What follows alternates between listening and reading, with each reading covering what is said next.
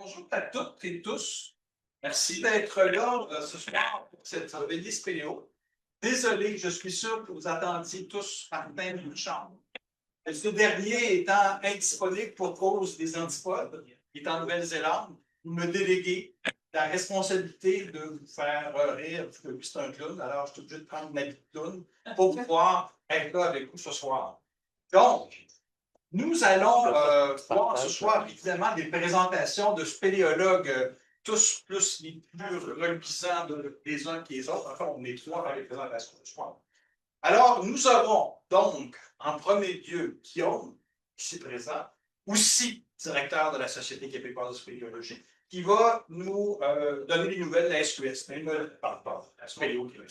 Mais il m'a annoncé qu'il n'y avait pas tant de nouvelles que ça, puis qu'il allait enchaîner directement avec une présentation sur le congrès qui a eu lieu à Belo Horizonte, au Brésil, dans l'État du Pará, au Brésil. Donc, voilà, non, c'est pas lui. Minas Gerais. Minas Gerais, j'aurais dû savoir, j'ai une collègue qui vient de là qui ne parle que de ça. Alors, voilà. Deuxième présentation, on va toujours demeurer dans l'État, dans le Brésil, mais dans un autre État, l'État du Pará, qui est plus au nord, avec Marie-Claude McDuff ici présente. Et enfin, de soirée, si ça vous tente toujours, s'il reste encore du temps, j'aurai le plaisir de vous faire une présentation que je dois faire jeudi prochain à l'Association québécoise d'interprétation du patrimoine. Donc, je vais l'essayer avec une présentation sur émotions et sensations, comment faire découvrir le monde du terrain. Donc, ce que les initiateurs en spéléo vont faire pour amener les gens à découvrir la spéléo. Alors, je vous souhaite donc une excellente soirée. Si vous avez des commentaires, des questions, n'hésitez pas à le faire. Je vais donc, de ce pas, donner la parole à Guillaume. Et tu pourras enchaîner tes deux parties. Ben, bonjour tout le monde. Et à nos gens en ligne, peut-être pas encore en ligne, mais qui vont se joindre éventuellement. Salut. Donc, oui, ben, avant de rentrer là, dans le vif de la présentation, on a toujours un petit moment pour les annonces paroissiales de Spéléo Québec. Écoutez, cette fois-ci, je vais être bref. On a eu un bel été, on a eu un beau rassemblement où il y a eu quand même pas mal de monde qui est venu. C'était bien intéressant là, dans l'Outaouais. Sinon, ben, peut-être à mettre à votre agenda, le 2 novembre prochain, on va faire une petite journée là, familiale thématique Halloween. Hein, le 2 novembre, c'est juste 2 jours après l'Halloween, au Trou de Fée à Crabtree. Donc, on a là, mis la main sur la pompe fournie par les troglodytes, puis on va aller pomper l'eau pour avoir accès à toute la grotte en tant que telle. Puis on va faire des petites activités familiales là, sur le terrain à Crabtree. Donc, 2 novembre. Si vous voulez, ben, vous êtes invité à arriver là, vers midi avec un pique-nique à partager avec tout le monde. Puis l'après-midi, on a l'activité, puis des petites surprises. Sinon, la prochaine veillée aussi, dans vos agendas, elle a changé de date, n'est-ce pas? C'est rendu le 26 novembre, c'est un mercredi. Donc, elle se fera le mercredi 26 novembre et non pas en décembre. Là, il y a eu des conflits, donc mettez ça à votre agenda. Martin a toujours aux antipodes, c'est encore moi qui va l'animer. Martin, Désolé. il ne sera pas revenu à ce moment-là? Non. Ah, bon. Puis sinon, ben écoutez, c'est quand même la saison un petit peu plus douce. Fait que les stages de l'EQS sont pas mal terminés, donc restez à l'affût. Puis il y aura d'autres nouvelles plutôt vers le début de l'année prochaine pour lancer la prochaine saison d'exploration spéléologique et de canyonisme pour tout le monde. Donc, aujourd'hui, on met fin aux nouvelles paroissiales, puis là, on s'en va au Brésil. Fait ici, il y a quelques personnes qui étaient au rassemblement, puis là, vous dites, mon Dieu, Guillaume, tu vas nous présenter la même affaire. Ben non! J'ai donné un autre twist à ma présentation, justement pour le prendre en compte. Je me suis dit, il risque d'avoir quand même pas mal de monde qui ont vu mes belles aventures spéléologiques au Brésil. Fait que là, on va le faire en portugais, comme ça, ils ne comprendront pas. Tout le monde. Mais non, en fait, je donne un twist un petit peu différent à ma chose. On va aller un petit peu moins dans les grottes du Brésil. On va parler surtout du Congrès international de spéléologie. Mais, premièrement, aujourd'hui, qui d'entre vous sait que c'est la journée de la géodiversité aujourd'hui? J'avais jamais dit que j'avais vu. Eh bien, ouais. Ça fait, ben, en fait, c'est relativement récent. Je pense qu'elle a été adoptée l'année passée ou l'année d'avant. mais c'est une journée internationale reconnue par l'UNESCO pour célébrer la biodiversité, puis c'est pour mettre de l'avant toute la diversité géologique de la Terre, l'importance que ça a, puis aussi en lien avec tous les géoparcs qui ont été établis un petit peu partout au Québec. On a un gros géoparc à Percé de notre côté, puis on espère en avoir d'autres. Journée de la géodiversité. Mais il y a un autre élément thématique qui démarre pas mal aujourd'hui. Quelqu'un le saurait, c'est quoi? J'en ai aucune idée. Eh bien, c'est la semaine de la culture scientifique. Ah oui, La semaine de la culture scientifique. Donc, c'est pas anodin qu'on fasse cette veillée spéléo, puis que je vous parle du Congrès international de spéléologie. Fait que je vais centrer ma présentation peut-être un petit peu plus sur le congrès en tant que tel, où là, il y a un paquet de scientifiques qui se réunit pour présenter différentes thématiques. Fait que c'est l'angle que j'espère donner à ma présentation. Donc, le congrès a lieu au Brésil. Si vous ne savez pas, le Brésil, c'est ici. Puis, c'était dans la ville de Belo Horizonte, qui se trouve à être ici. Fait qu'on voit le São Paulo. Ça, c'est pas mal tout notre Brésil, un pays quand même assez gros. Donc, l'endroit choisi pour ce congrès, c'était Belo Horizonte. Fait que, tu vas trop vite, là. Tu peux aller. Donc, on est parti, Marie-Claude et moi. On a voyagé très loin, un transfert au Panama, un autre transfert à São Paulo, ensuite un autre vol interne jusqu'à Belo Horizonte. Fait que, ici, on est en voyage, puis là, je vous amène avec nous à Belo Horizonte. On est en train de prendre l'avion là, pour se rendre à Belo Horizonte. Suivant. Fait que, après tous ces voyages-là, eh bien, c'était difficile, puis on était fatigués. Fait qu'on s'est réunis avec notre troisième représentant, Christian Frémier, devant un bon repas de viande brésilienne, donc un beau classique là, de picanha. Puis là, ben, enfin, notre équipe était réunie. Donc, après s'être réunis toutes les trois, ben, la prochaine étape, c'était aller au site du congrès. Donc, voici le centre des congrès de Belo Horizonte. Puis, les Brésiliens, ben, ils ont fait ça en grand. Ils ont bien décoré la place. Il y avait des bannières gigantesques partout. Disons que ce n'est pas les 150 $ d'inscription au congrès qui ont payé pour toute la décoration et toutes les pancartes. Il y avait probablement d'autres sources de financement. Continuez. Fait qu'on est allé s'inscrire. Là, on a reçu un beau sac à dos. C'est fantastique. Pour les gens qui étaient assez vite sur le piton, là, il y a eu un petit bug à un moment donné, puis on a mis un moi qui dévoile tous les petits cadeaux qu'il y avait dans le sac, mais il a été effacé de Facebook parce que c'était un peu une mauvaise idée de mettre ça. Mais bref, dans le sac, il y avait des petites tasses, il y avait des petits cahiers, il y avait tout ce que vous voulez, un beau t-shirt. On était bien contents, on était maintenant inscrits au congrès. Ensuite, il fallait aller mettre notre petite pin pour dire d'où est-ce qu'on vient, parce qu'à ce congrès-là, ben, on attendait environ 1200 personnes qui étaient inscrites. Bon, les Brésiliens ont triché un petit peu parce qu'ils ont combiné le Congrès international de spéléologie de l'Union internationale avec leur congrès brésilien. Fait qu'il y avait quand même à peu près 700 Brésiliens sur place, ce qui a un peu boosté les stats de jusqu'à 1200. Ça reste quand même qu'il y avait à peu près 500 étrangers qui provenaient de différents pays. Fait que nous, on a mis notre petite pile, puis tu vois. Fait que, plus vers la fin du congrès, j'ai pris une autre photo pour voir d'où venait tout le monde à ce beau congrès-là. C'est quand même intéressant. Il n'y a pas une trop forte participation africaine, malheureusement. Il y a une forte participation européenne. On a quand même trouvé des choses intéressantes, comme apparemment quelqu'un qui semblait venir de la côte nord, puis il était là-bas. On n'a jamais vraiment trouvé c'était qui. Après discussion, on a découvert qu'il y avait 8 Canadiens qui étaient inscrits. Donc, la plupart venaient du Québec, on les connaissait. Il y avait Christian Stenner aussi qui venait de l'Ouest. Mais ensuite, là, la personne ici, on ne savait pas trop. On a pu comprendre que c'est un gars de l'Ontario qui a peut-être mis sa peine à la mauvaise place. Il y avait des problèmes de géographie. Un peu.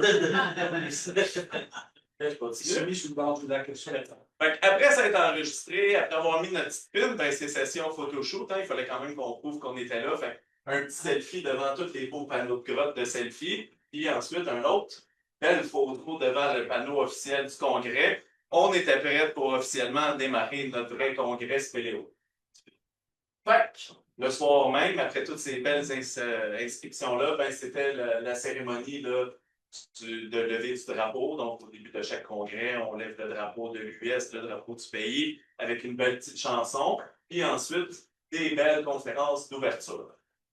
On a ici là, notre panel de conférence d'ouverture avec Madame la présidente du Spéléo Brésil, de la Société brésilienne de spéléologie. Je fais une petite pause. La Société brésilienne de spéléologie, fait qu'on dit, OK, pourquoi faire un congrès de spéléologie au Brésil? Ça vaut-tu la peine? Y a-t-il quelque chose d'intérêt au Brésil? Bien, je vous amènerai à cette carte. Vous voyez, il y a des beaux petits chiffres ici. Ça, c'est le nombre de cavités répertoriées dans chacune de ces régions du Brésil. Ça fait quand même plusieurs milliers. Des belles quantités de cavités. Ensuite, quand on va regarder un petit peu là, sur le site Internet, puis ce qu'on nous a présenté là-bas, il y a à peu près 109 clubs enregistrés là, au Brésil. Puis c'est un nombre qui augmente avec des membres qui augmentent. Donc, on se dit, OK, il y a peut-être quand même un petit peu d'activité spéléologique au Brésil. Je comprends pourquoi on a fait le congrès à cet endroit-là. Puis d'ailleurs, ici, là, si vous allez sur le site de la Société brésilienne de spéléologie, bon, c'est en portugais, mais maintenant, grâce à Google, ça traduit tout le site pour vous autres si vous ne comprenez pas le portugais. Bien, il y a une carte interactive, là, en fait, cette carte-là. Tu peux cliquer dessus, puis ensuite, tu vas voir les sous-régions, puis ensuite, tu peux cliquer, puis tu vas voir toutes les entrées, ils sont où. C'est quand même vraiment intéressant pour en apprendre un petit peu plus sur les différents phénomènes possibles de voir au Brésil. Fait que je vous invite à aller regarder un petit peu. Ils sont quand même structurés, je dirais, pas que je veux qu'on se vende, nous, Spéléo Québec, mais ils fonctionnent un peu comme nous autres, sauf qu'à une échelle beaucoup plus grosse, avec pas mal plus de moyens. Mais ils ont un peu le même genre de structure avec un département de conservation, une école, un service secours, des services aux membres, et ainsi de suite. Donc, ben, dans un congrès, on ne fait pas juste, là, on ne va pas là pour s'amuser. Fait qu'il y avait une belle conférence d'ouverture sur la conservation pour les futures générations. Donc, une des premières discussions, ça a été ben, quel est l'état de conservation des karstes partout dans le monde, puis qu'est-ce qui manque, qu'est-ce qu'on pourrait faire de plus pour mieux protéger ces karstes-là. Fait que c'est une belle discussion à avoir aujourd'hui en cette journée de la géodiversité. On remarque là, qu'il y a quand même plusieurs endroits où souvent il y a eu des karstes ou des grottes qui ont été protégées, mais ce n'était pas nécessairement l'objectif numéro un de conservation. C'est peut-être un peu la leçon que j'ai retenue là, de cette discussion-là, où il faudrait travailler plus à protéger les karstes qui sont réellement. Un sujet qui est d'actualité parce qu'on va demain présenter un projet pour parler de conservation. Puis quand on regarde des petites cases, mais comme il n'y a pas nécessairement les animaux, ben, il n'y a pas vraiment la petite case pour dire protéger une caverne juste parce que c'est une caverne. C'est un patrimoine géologique important à protéger. On continue à travailler là-dessus. Puis ensuite, ben, on finit à notre endroit favori, au dernier étage du bâtiment, où il y a une machine d'autoservice de bière. Fait que là, ben, on mange des petites bouchées, ça se promène partout, tout le monde se bat pour manger les bouchées. Puis on se dit, ah, ben, c'est donc ben, le fun le Brésil, on finit ça en beauté. Le lendemain, après avoir bu pas trop de bière, parce qu'il faut quand même être en forme, parce que là, ça démarre en grand, on va s'enfiler 6 jours de conférences spéléologiques, ce qui est quand même un peu intense après un certain temps. Donc là, ici, je n'ai pas les plus belles photos, mais je vous donne une petite idée là, des ennemis pour me rappeler. Mais donc, par exemple, ici, j'ai assisté à une présentation où on parlait du conflit entre les organisations de conservation qui travaillent pour la protection des chauves-souris et les pratiquants de spéléologie, comme quoi ben, il y a souvent des flamèches entre les deux. Les pratiquants voulant aller, disant ben, c'est pas de notre faute, les conservationnistes disant il faut fermer toutes les grottes. Eh bien, il paraît qu'on vit des choses un petit peu similaires une fois de temps en temps ici au Québec. C'était franchement intéressant de voir un peu certains exemples de comment ben, on peut trouver des solutions pour établir un dialogue, mais à la base, on ne parle pas toujours le même langage, puis il faut prendre le temps de se mettre d'accord et de se rendre compte qu'on a des objectifs communs. C'était une belle présentation qui m'a un peu marqué l'esprit.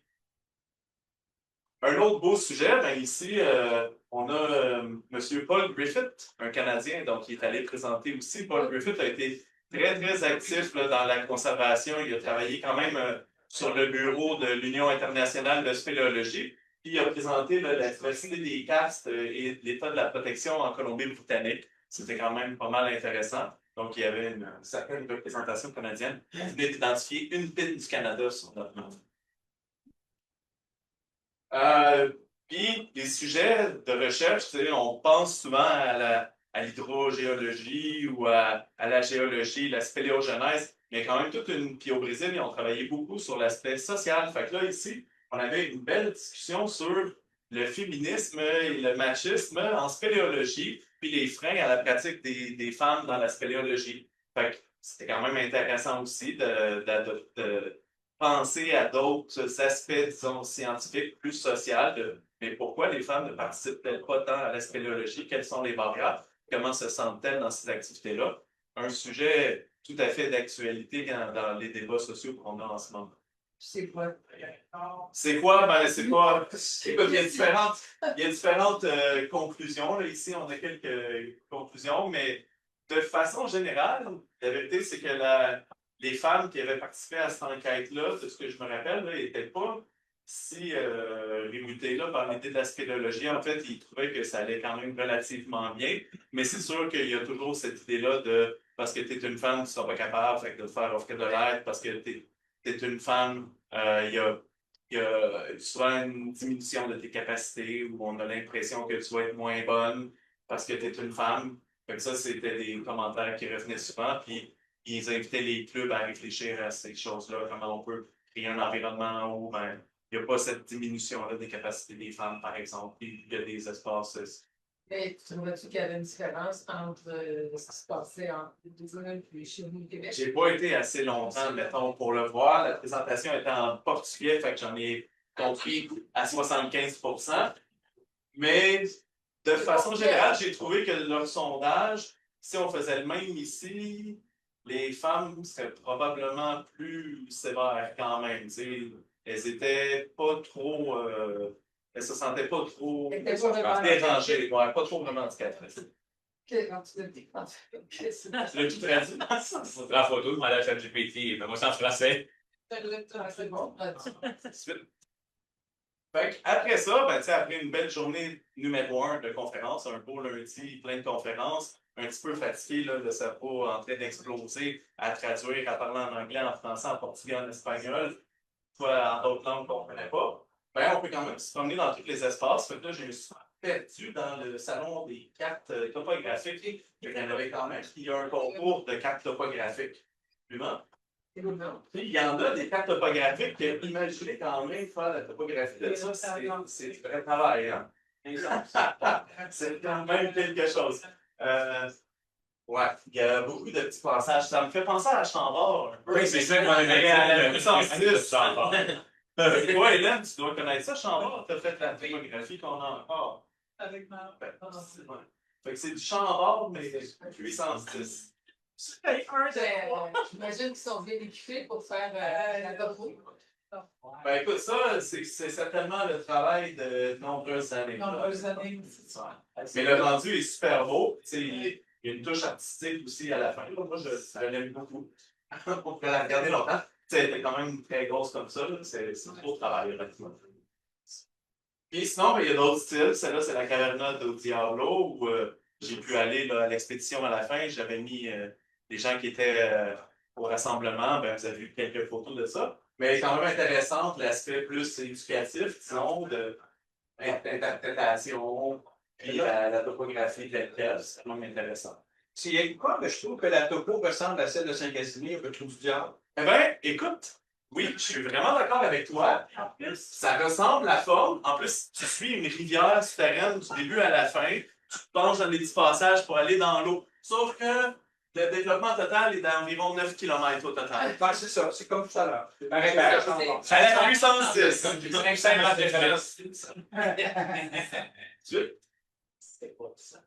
Puis ensuite, après s'être promené, ben, on retourne le soir, encore au dernier étage. On mange des petits bouchées, on se parle avec le monde, puis on sert des bières en libre-service. C'est le même deck. C'est la même photo. Ben non! Ben non! J'en connais bon. C'est pas la première fois qu'elle apparaît, cette fois. Fait que le lendemain, on repart sur des nouveaux blocs de conférences. Donc, dans le fond, on reçoit un livre là, avec toutes les différentes conférences qu'il faut choisir. Ici, ben, on a l'histoire du spéléo-secours en hongrois, ce qui était quand même vraiment intéressant, la structure, comment il fonctionne. Donc, encore une fois, j'ai pris quelques notes pour notre spéléo-secours qui est tout à fait au même niveau. Mais il y a quand même des apprentissages intéressants, des petites choses qu'on pourrait mettre en place, là, des leçons apprises. Mais allez-vous faire un résumé de vos conférences éventuellement? Si quelqu'un veut un résumé de tout, on pourrait toujours, là, mais on a vu une bonne centaine de conférences. Mais il y a 7 volumes de proceedings. Qui sont déjà En fait, tout le monde peut y avoir accès. Si vous allez sur le site du congrès, là, ben, vous allez trouver le programme, mais aussi les proceedings. On les a ramenés en version papier. Ça a doublé le poids de nos bagages, mais on a des copies à Spéléo Québec. Puis ici, ben, comme on parlait du secours, ben là, ici, on a encore les Hongrois, une autre présentation, mais cette fois-ci, maintenant, dans les spéléo secours, on utilise beaucoup la civière Nest. Mais ils ont remarqué, eux autres, dans un sauvetage où le casque ne fonctionne pas super bien avec la civière Nest. Donc, ils ont inventé un prototype, un modèle de casque adapté et qui s'utilise avec la civière Nest et qui répond à plusieurs critères, notamment la grosseur de la tête pour être sûr qu'on ne rencontre pas une personne qui va avoir une tête trop grosse. Puis, d'ailleurs, ils ont dit qu'ils étaient quand même étonnés dans tous leurs tests de la diversité des crânes. Fait qu'il y aurait peut-être une journée, non pas de la géodiversité, mais de la cranéodiversité. Donc, ils ont travaillé là-dessus, puis le modèle était quand même intéressant. Ils vont peut-être éventuellement pouvoir le vendre, s'ils sont capables de l'usiner à plus grande échelle, d'un matériel super résistant. Vraiment intéressant. On dirait verso BD. Puis, dans toutes les journées, ben, on avait le droit là, toujours de 11 à midi à peu près. Et il y avait des keynote speakers, donc des conférences là, plus longues d'à peu près 1 heure au lieu des 20 minutes des autres. Là, celui-ci nous a parlé un peu là, de la conservation là, de la biodiversité souterraine. Mais il était très inspirant, là, un jeune Italien quand même bon, mais honnêtement, aujourd'hui, j'ai oublié une bonne partie de la présentation. Après ça, ben, comme on a passé une autre journée, ben, on se promène encore dans tous les espaces parce que c'est grand tout ça. Puis là, on tombe un petit peu sur la partie, il y avait une petite section d'exposition qui parlait de l'Union internationale de spéléologie historique. Pour les gens qui ne le sauraient pas ici ce soir, ben, il existe l'Union internationale de spéléologie qui réunit en ce moment 52 pays membres. Le Canada est membre. Puis, ben, il y a même eu, à une certaine époque, un président canadien, M. Derek Ford, qui a été président de l'UIS pendant quelques années. Donc, on a quand même notre place, nous, le Canada, au sein de l'Union internationale de spéléo. Puis, Paul Griffith, que j'ai montré tantôt, est quand même vraiment très actif là aussi sur des bonnes relations. Puis, l'objectif de l'UIS, ben, c'est de réunir tous les spéléologues. Ici, j'avais une petite carte, là, quand même, toutes les couleurs. C'est toutes les zones karstiques connues quand même d'envergure. On en a quand même quelques-unes intéressantes au Québec, au Canada, beaucoup dans le Nord, malheureusement, où probablement. En Amérique du Sud, il y a à peu près. Ben, c'est pas des gros massifs. Ça ne veut pas dire qu'il n'y a rien, mais il n'y a pas des gros massifs aussi évidents. Puis, ben, un des dossiers importants de l'Union internationale de spéléologie, je prends le temps d'en parler un petit peu, mais ça a été la Journée internationale des karstes et cavernes qu'on a célébré pour la première fois le 13 septembre dernier. Malheureusement, la journée n'a pas été encore officialisée là, auprès de l'UNESCO, mais il y a un vote, là, une présentation officielle le 10 octobre dans pas longtemps pour essayer de passer une étape de plus. Ça ne serait pas officialisé à l'issue de ce vote-là, mais ça serait une recommandation pour le vrai vote avec tous les pays membres. Donc, si ça passe la prochaine étape, ben, ça veut dire que la proposition là, irait quand même vraiment de l'avant. Si ça ne passe pas la prochaine étape, mais ça va prendre 2 ans de pouvoir le représenter à nouveau. Ça reste que l'Union internationale de spéléo, puis la plupart des pays membres et Spéléo Québec, ben, a décidé de le célébrer quand même le 13 septembre dernier, puis on va le faire à chaque année jusqu'à temps que ça soit accepté. Ce qui est intéressant, Guillaume, c'est au Québec, il faut vers le nord du Québec, une grande zone karstique bleue. Ouais. Alors qu'il n'y a strictement rien de connu. Dans le coin du Labrador. Je ne sais pas ce qui est. Regarde, la baie du Saut, la baie du Saut, vers la droite. Ici, là. Oui, mais juste en bas. Juste un peu à droite. Dans une zone bleue. Ben, ça, c'est de l'Ontario. Non, mais sur le Québec, c'est. Ça, c'est une immense zone karstique, ça se fait l'échelle d'Appia. Il n'y a strictement rien de connu, puis d'après moi, les calcaires sont extrêmement rares. Fait que je ne sais pas où ils ont ouvert l'information. Il faudrait c'est pas moi qui ai impliqué la carte. Mais il faudrait investiguer un petit peu. Peut-être. Mais on va aller faire la prospection. Mais en même temps, tu sais, puis dans la présentation d'avant la conservation, puis l'autre du début, c'était clair aussi, puis que comme là, on est dans le nord, même s'il y avait beaucoup de calcaire, c'est tout gelé, il n'y a pas de mouvement, il n'y a pas. Fait que ça ne permet pas le développement de grottes intéressantes. Puis ça, ben, cette année, c'était le 60e anniversaire de l'Union internationale de spéléo. Fait on s'est réunis pour aller manger du gâteau du 60e avec notre amie Nadia Zupal, la présidente actuelle de l'US. Puis ça, c'est pas mal tous les membres du bureau de l'US. Et on reconnaît ici notre machine favorite. Je pense qu'elle Ah, c'est bien. on peut tourner prendre une autre bière.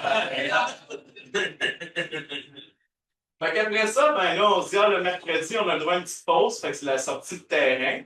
Donc, moi, j'ai été là, dans un secteur qui s'appelle Lapa Grande, où il y a un Hollandais, M. Lund, qui a été là, faire beaucoup d'études au début du siècle, qui a étudié toutes ces cartes-là. C'était quand même intéressant. Là, des petits trous, pas trop. C'est quand même sec. Fait il n'y a pas beaucoup de développement vertical, mais horizontal, c'est intéressant quand même. Je regardais s'il y avait des commentaires. Puis, ben, ça, c'était une sortie de terrain là, dans le cadre du congrès. Fait que lui, c'est un chercheur affilié à l'Université à Minas Gerais, puis qui nous explique un peu là, les travaux qu'ils font là, le développement de ce quartier-là. Quelque chose que j'ai trouvé quand même assez fascinant là, à cet endroit-là, c'est toutes les racines qui rentrent, puis ensuite, puis tu sais, qu'on voit là, qui passent à travers, qui poussent carrément des arbres à travers la roche, c'est des racines. C'était quand même assez spectaculaire. Puis ensuite, on a continué un autre secteur où là, sur les falaises, il y avait quand même quelques peintures rupestres là, qui datent d'environ une dizaine de milliers d'années. Ça donne une idée du paysage. C'est quand même assez sec, mais pendant la saison des pluies, il y a certaines grosses dolines dans ces endroits-là qui absorbent quand même des grandes quantités d'eau. Plusieurs endroits de peinture rupestre, ici, une espèce de lézard. Puis on se promène un petit peu là-dedans, dans les différents.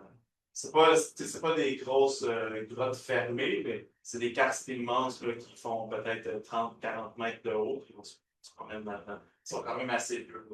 Même des pommes. Ouais, mais là, ici, en fait, c'est des pommes. Il y a une discussion.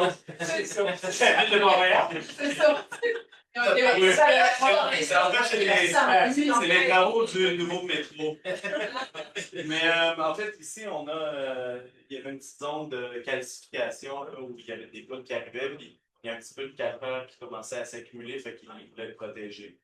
Le pas que ce soit des petits. Puis ensuite, ben, on retourne à l'endroit du congrès, on revient, on se promène un petit peu, on continue à explorer. Fait qu'on a vu la cartographie, on a vu l'exposition de l'US. Maintenant, ben, il y avait quand même une collection de fossiles, puis ben, un gros fossile là, qui a été trouvé dans une caverne au Brésil. Ils trouvent des petites découvertes comme ça de temps en temps en creusant dans les sédiments. Donc, des paresseux géants, puis d'autres bestioles un peu comme ça. Puis ensuite, on finit à notre endroit favori pour manger puis prendre une autre petite bière. Comment? Mais à la fin, la machine elle marchait moins bien. Ah, c'est vrai. Le jeudi, ben, il y a d'autres conférences. Le keynote speaker était quand même franchement intéressant cette journée-là. C'est Mme Hazel Barton. Je ne sais pas si vous la connaissez. Ah oui. Mais c'est franchement intéressant. En fait, là, je ne peux pas tout refaire cette discussion de 1 heure, mais pour faire un petit résumé, là, à la base de certains types de compression en Malaisie, ils ont découvert des bactéries, parce que c'est un niveau de microbiologie. Puis, ces bactéries-là, ils ont réussi à les isoler, puis ils ont découvert que ces bactéries sécrétaient de la calcite. Donc, ils sont à l'origine peut-être du début de la construction de ces compressions-là spécifiques. Donc, ils ont réussi à isoler ces bactéries-là, en laboratoire, à les faire se reproduire, puis à recréer des conditions où les bactéries génèrent de la calcite. Fait que se sont dit, écoute, on va mettre ça dans de la peinture. Fait que, en mettant ces bactéries-là, dans la peinture blanche, ben, tu peintures un mur blanc, tu fais une égratignure dessus, et une semaine plus tard, ton mur s'est guéri parce que les bactéries dans la peinture ont généré de la calcite blanche à la base du pigment blanc de cette peinture-là, puis tu as un mur qui se répare tout seul. Fait que c'est quand même franchement intéressant. Puis ensuite, elle avait d'autres exemples de bactéries tout aussi intéressantes. Puis une dernière recherche qu'ils ont faite avec Monsieur Max, son nom, qui lui aussi avait mis une pin du Canada parce que c'est un Canadien, mais qui maintenant est aux États-Unis, puis travaille dans le laboratoire de Mme Hazel Barton, qui a travaillé, lui, sur les bactéries et les microbiennes qui font dans le cycle de l'azote dans les grottes du Gunung Mulu au parc national à Bornéo. C'est des grottes qui ont quand même des passages immenses. Puis encore une fois, c'est fantastique comme histoire. Je vous invite à aller regarder peut-être un petit peu plus en détail. Mais celui-là, ça vaut la peine de faire un petit résumé. Donc, essentiellement, il y a quand même beaucoup d'animaux, chauves-souris, oiseaux, à l'entrée de ces grottes-là, qui font des piles massives de guano et de, j'ai oublié le terme pour les oiseaux, des cacas d'oiseaux, des excréments d'oiseaux. Donc, le guano de chauve-souris, il est quand même assez, il se compacte pas tant que ça, fait qu'il reste quand même assez aéré, puis il génère un type de décomposition aérobique qui fait un type de gaz, puis qui est quand même assez commun. À la différence, les déjections de ces oiseaux-là sont plus compacts, plus mouillés, fait qu'ils s'écrasent, fait qu'ils ne font pas des grosses piles. Fait en dessous, mais il y a une décomposition anaérobique qui génère là, des conditions environnementales vraiment différentes. Fait que ça dégage un gaz à base, je pense que c'est de l'acide nitrique, qui s'en va dans l'air, puis ensuite qui est soufflé à l'intérieur de la grotte. Mais il y a quand même des courants d'air, puis une quantité impressionnante de ce gaz-là. Puis, c'est en train de dissoudre tranquillement pas vite les parois de la grotte. Fait une explication derrière ces grands passages-là, c'est qu'il y a ce flux constant-là de ce gaz qui attaque, qui a une réaction avec le calcaire, qui élargit les passages. Puis même à certains endroits, ils ont observé des formes, là, un peu comme quand on voit dans la neige avec le vent, les formes liées au courant d'air de ce gaz-là qui passe à différents endroits et qui dissout les parois. C'est quand même incroyable. Moi, je trouve ça incroyable de penser que le fait qu'il y a des oiseaux qui chient à l'entrée de la porte génère un gaz qui est en train de dissoudre et d'élargir les passages. Wow! C'est incroyable. On pourrait faire ça pour chacun pour élargir ton passage. D'accord. Oui. On était à l'entrée, c'était TUK. Il y a plus qu'un million de chauves-souris qui logent dans la galerie principale. Ils sortent environ 2 jours à peu près. Tout ce qui est spectaculaire, pour être allé là il y a quelques années, il y a des aigles, une grande quantité d'aigles qui nichent aussi dans les parois à l'entrée. Ce qui fait que quand les chauves-souris sortent, vous imaginez plus d'un million de chauves-souris qui sortent, il y a des centaines d'aigles qui foncent, qui ramassent des chauves-souris. C'est vraiment un bal assez impressionnant.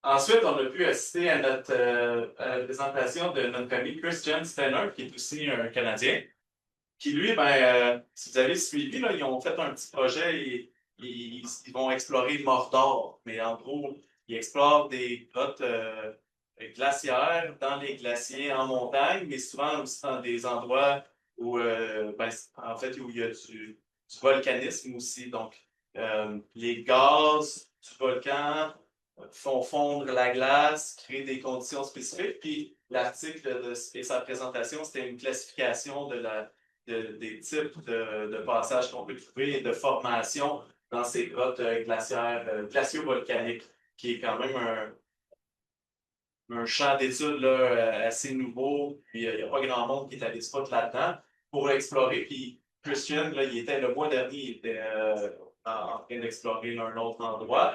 Ils ont une espèce d'habit au complet. Les cordes, il faut qu'ils les enlèvent tout le temps, il faut qu'ils rééquipent tous les jours parce que tu fais ça toute la nuit, ta corde va être dissoute par les gaz acides. Donc, c'est vraiment, il faut aller vite pour descendre et remonter parce que tout ton équipement est rongé par la corrosion de ces gaz-là qu'on trouve dans ses grottes classiques. On peut le d'accord.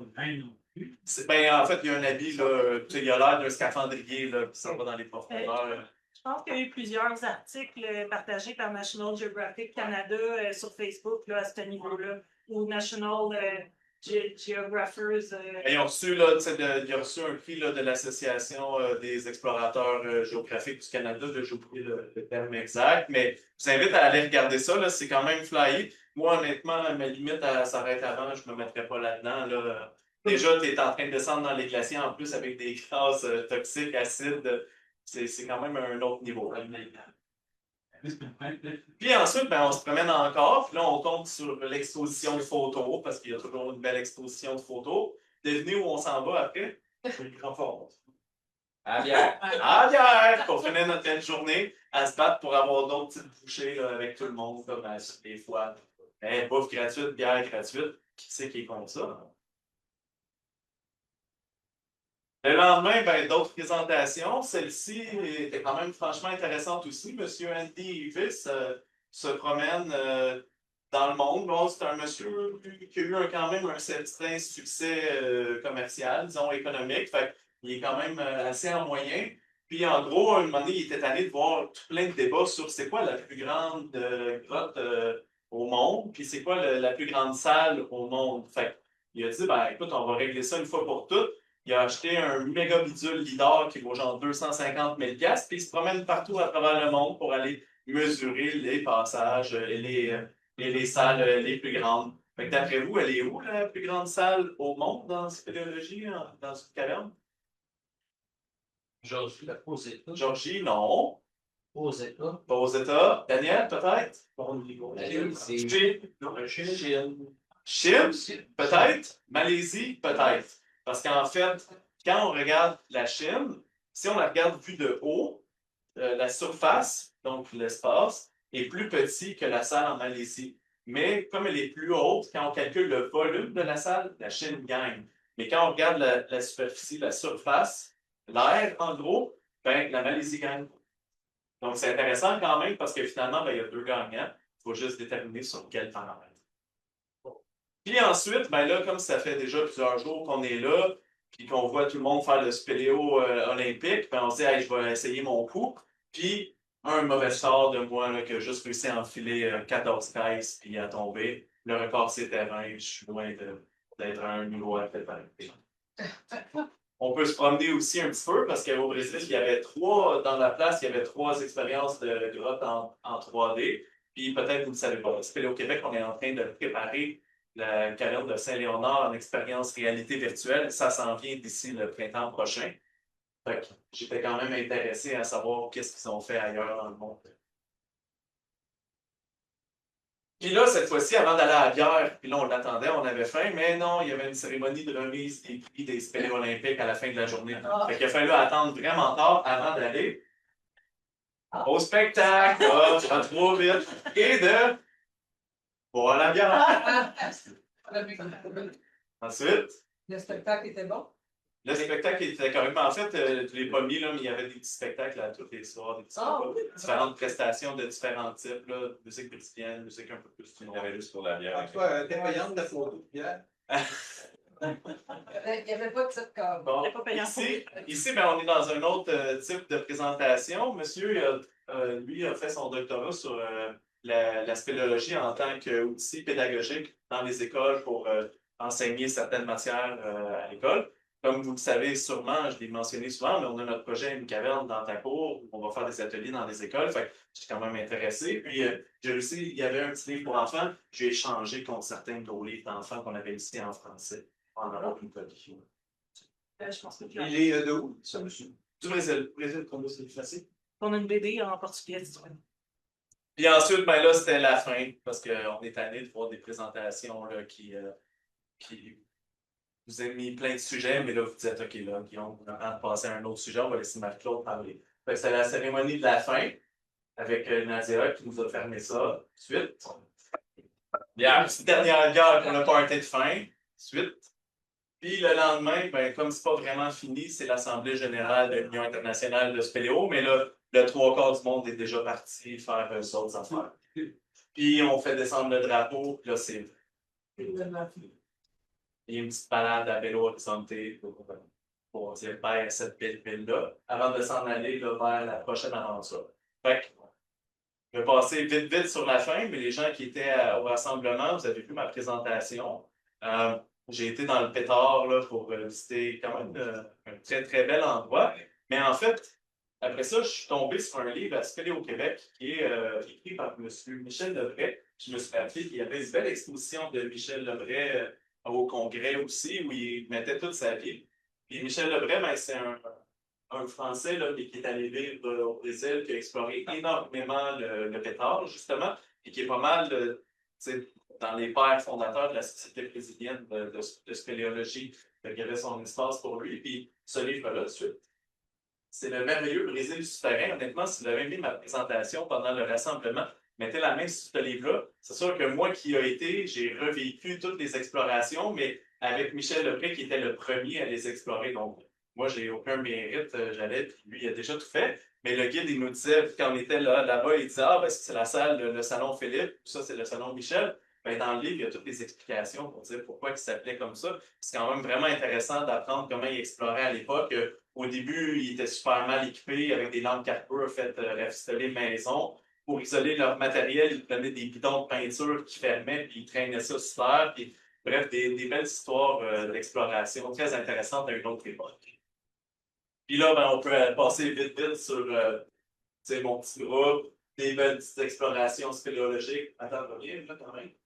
La Casa de Pedra avec pendant longtemps le plus grand porche d'entrée, puis la Caverna do Diablo avec quelques petites compressions. Ouais. Puis c'est la fin de ma présentation.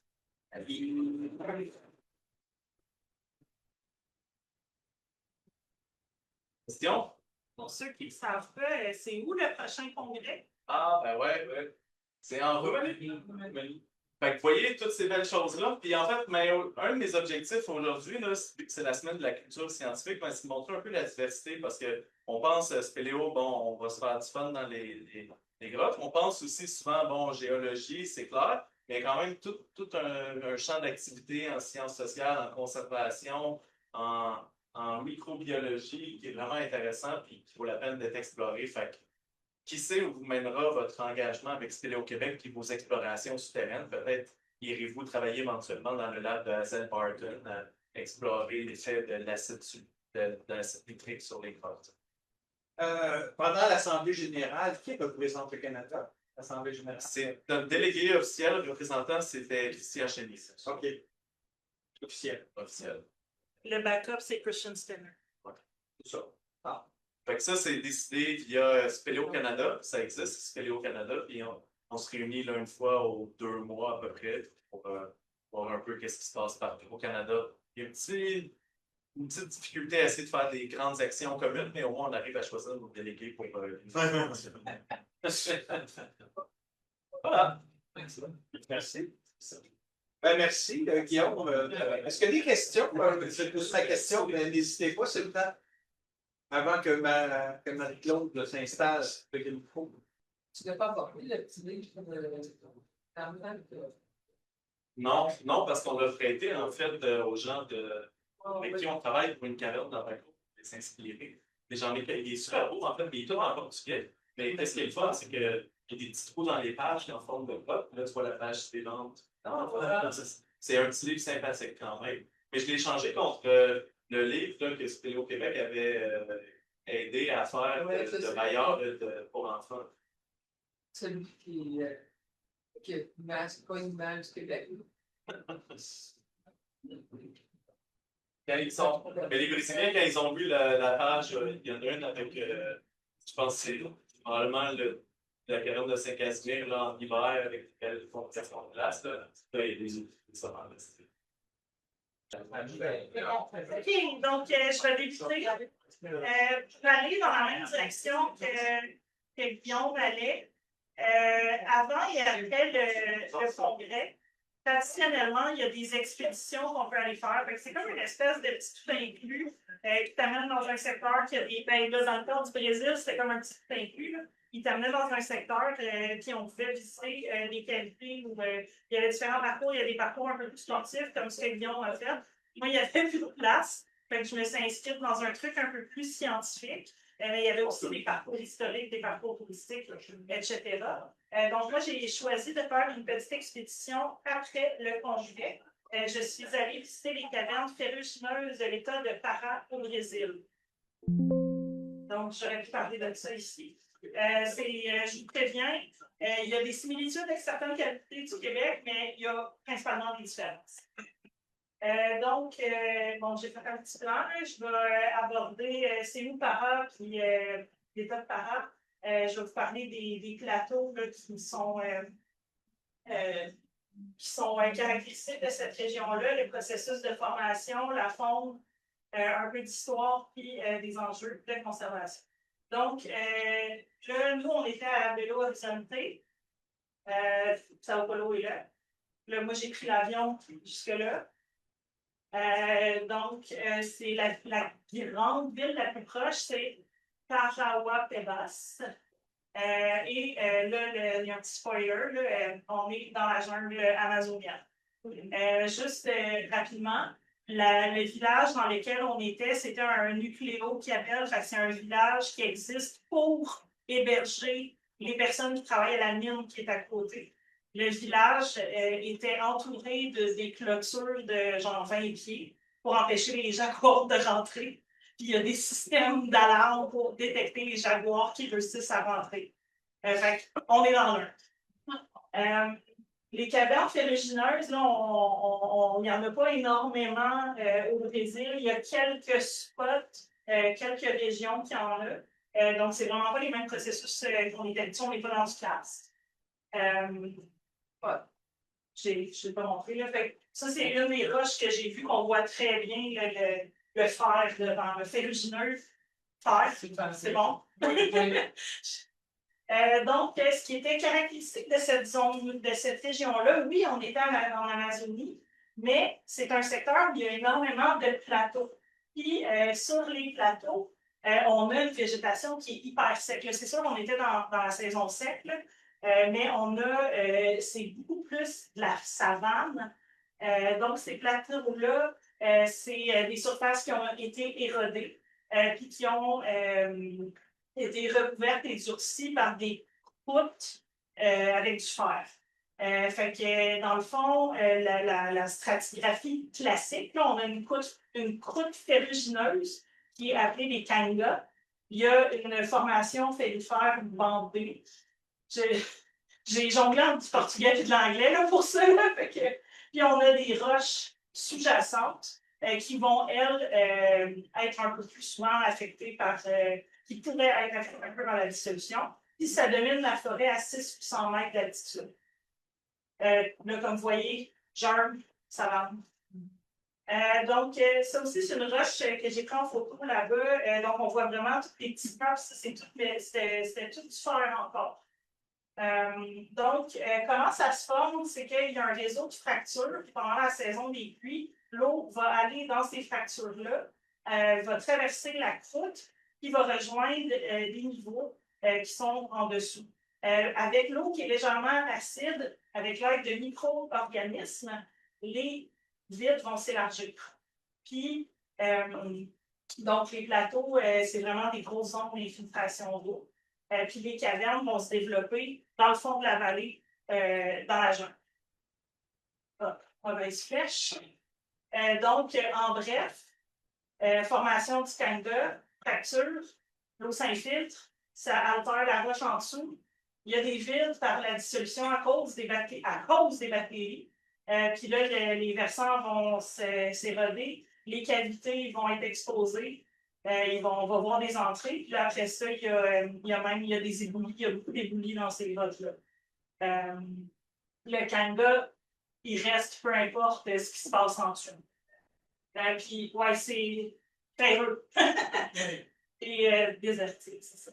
Le processus avec les bactéries, en fait, c'est que la roche n'est pas soluble comme le calcaire, fait que l'eau ne suffit pas à créer l'espace. Les bactéries et les archéobactéries vont utiliser le fer comme source d'énergie.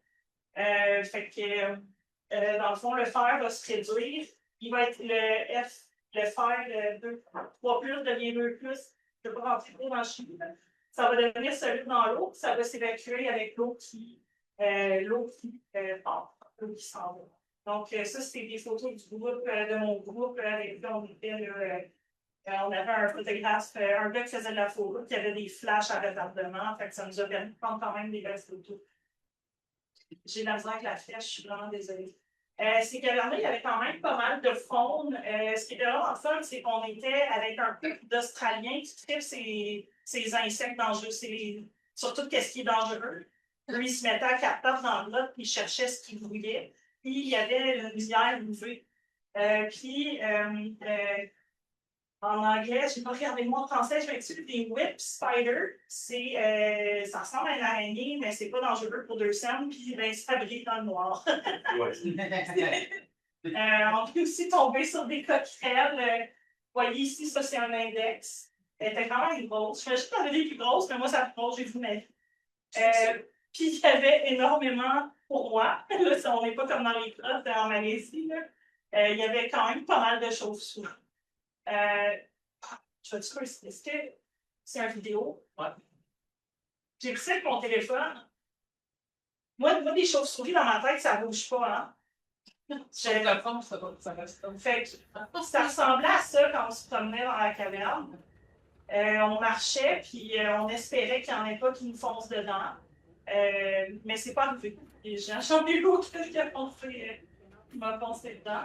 Fait qu'il y a quand même pas mal d'activités. Il y avait des piles de guano à terre. Pas beaucoup, par exemple. Fait que c'est bon, tu peux passer à la suivante. Puis, Charles, c'est moi.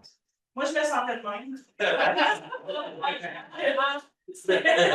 Puis, je vous cacherai pas, je me suis mise en petite boule à m'amener parce que je savais pas comment réagir. Puis, ce qui est particulier aussi, j'ai vendu le punch avec mon dessin. C'est qu'il y a des cavités qu'avant de rentrer dedans, on est rentré dans un genre de petit musée qui était pas loin. Puis là, il y avait un giga squelette de paresseux géant. Je sais pas si vous savez, c'est gros comme un paresseux géant, plus gros qu'un orignal. C'est gros. Fait que, dans le fond, pendant le Pléistocène supérieur, le climat, le climat amazonien était beaucoup plus sec. C'était de la savane. Puis, il y avait énormément de mégafaunes. Fait que mégafaunes, paresseux. Fait que faune, grosse, mammouth. Je ne sais pas s'il y avait des mammouths dans ce coin-là, mais paresseux géants et compagnie. Dans la cavité, là, c'est la meilleure que j'ai. On ne voit vraiment pas. Fait que j'en ai sorti une autre sur Internet. Il y a des stries sur les murs des cavernes qui sont en fait les traces de griffes des paresseux géants qui sont allés gratter à l'intérieur de ces grottes-là. C'est quelque chose qui est très commun plus dans l'état de Minas Gerais, dans certaines cavités ferrugineuses. Dans l'état de Pará, c'était moins commun, mais il y en avait une qu'on en avait trouvé. Puis dans certaines zones, il y a même des cavernes entières qui ont été creusées par les paresseux géants. Enfin, ils se sont fait un terrier. Mais vu qu'il était fort et gros, ben pour nous, c'est des grottes. C'est paresseux, ça. Hein? Il n'était pas si paresseux. Puis avant de parler de ça, dans le fond, je passais vite ces photos, mais le seul point commun avec le Québec, c'est que c'est pas des grosses cavernes. J'ai marché à 4 pattes, moi, dans mes cavernes au Brésil. Normalement, le porche d'entrée était d'une taille importante. Il y avait des éboulis. Les roches étaient très rougeâtres. Là, je suis revenue, j'avais de la poussière rouge partout sur moi. J'ai laissé tomber ma combinaison de spéléo la deuxième journée parce que j'avais beaucoup de choses. On marchait dans l'Amazonie, puis on était avec, ça m'amène à l'enjeu de conservation, on était avec la compagnie Vallée, qui est une compagnie minière. Fait que là, on devait suivre leur guide de CNESST locale. Donc, dans la jungle, c'était lunettes de sécurité, gants, chandail à manches longues, pantalons longs, bottes fermées et guêtres en cuir étaient comme ça. Les guêtres, je ne sais pas si tout le monde sait c'est quoi, là, c'est les guêtres en cuir protégeaient contre les morsures de serpents. Puis, on avait un petit, j'ai accroché le micro. On avait un petit filet attaché dans notre cou avec deux, c'est un peu comme un filet à mouche, mais on ne le portait pas, on le gardait comme capuchon. Puis si on passait près d'un nid de guêpe, il fallait qu'on se le ramène sur la tête et qu'on part en courant. On avait des Brésiliens qui étaient devant nous sur le sentier, puis qui m'achetaient un peu, puis ils surveillaient qu'il n'y avait pas d'animaux dangereux sur la route. Un des Américains qui était avec nous était bien déçu. Lui, il a travaillé dans un centre d'interprétation de reptiles. Il avait apporté son crochet à serpent, mais on n'en a pas trouvé. Puis serpent en portugais, selon ce que j'ai compris, c'est cobra. Mais là, lui, il pensait qu'il y avait juste des cobras, mais il y a plein d'espèces de cobras. En tout cas, cobra serpent, selon ce que j'ai compris. Donc, j'ai dit que c'était une compagnie minière qui nous a hébergés, qui nous a accueillis, qui nous a amenés dans cette petite expédition-là. Dans le fond, je vais commencer par mon dernier point. Il y a un énorme projet minier à proximité. Puis, je pensais que Guillaume allait peut-être en parler dans sa présentation, mais il ne l'a pas fait. Je n'ai pas mentionné.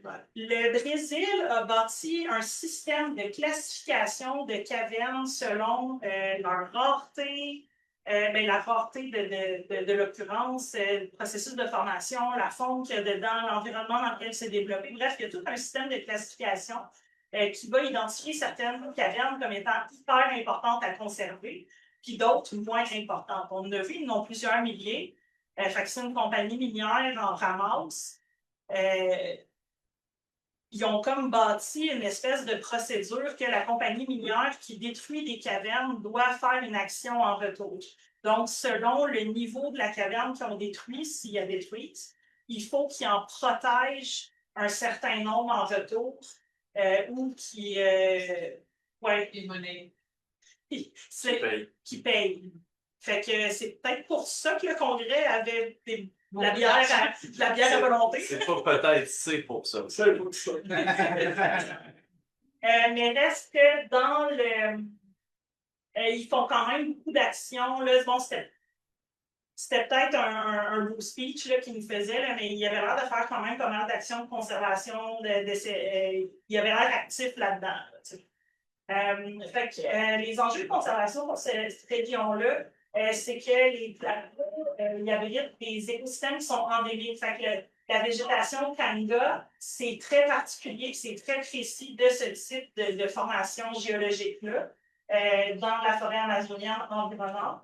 Fait qu'on a une notion d'écologie et une notion de géologie au niveau de la conservation. Puis, ça c'est moi. Excusez, j'ai pas fait. J'en ai pas mis. Il faut demander pourquoi vous n'avez pas vu cette photo de moi, c'est parce que j'ai l'air de ça sur toutes mes photos. Ça, c'était nos guêtres en cuir. On a une autre photo du Whip Spider ici, là, avec les jointures qui brillent. Puis ça, on a vu plusieurs dizaines à chaque jour. Dans les rues, là, vous voyez là. C'est quoi ça? C'est un coachi. Ça, sincèrement, c'est comme un raton laveur. Ça se tient en gang, ça attaque les poubelles.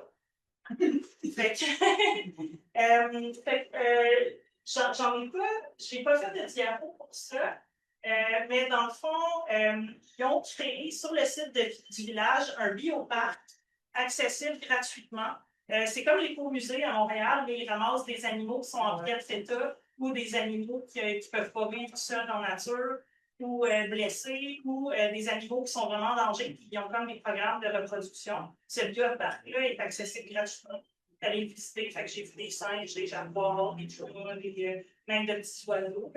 Puis ils ont vraiment, c'est vraiment étoffé là, comme bioparc. Fait ils ont quand même, ils essayent quand même de rendre à la jungle qu'est-ce qu'ils prennent en faisant les. Donc, c'est ça. Je parlais vite, je fais ça vite. Question, tout ça en combien de jours, cette partie-là? Ouais. Une journée, 3 jours, 5 jours, combien de temps t'es parti à cette place-là? On avait 4 jours d'activité. Puis là, moi, j'avais ma journée de déplacement avant-après. C'était 2 jours. Ouais. Non, je suis 4 jours sur place. Plus les 2 jours. Tout les 4 jours sur place. Oui, exact. Exact. On était logés, nourris, ils nous donnaient nos petits lunchs, on avait l'équipement. Le soir et le matin, on avait déjeuné, souper.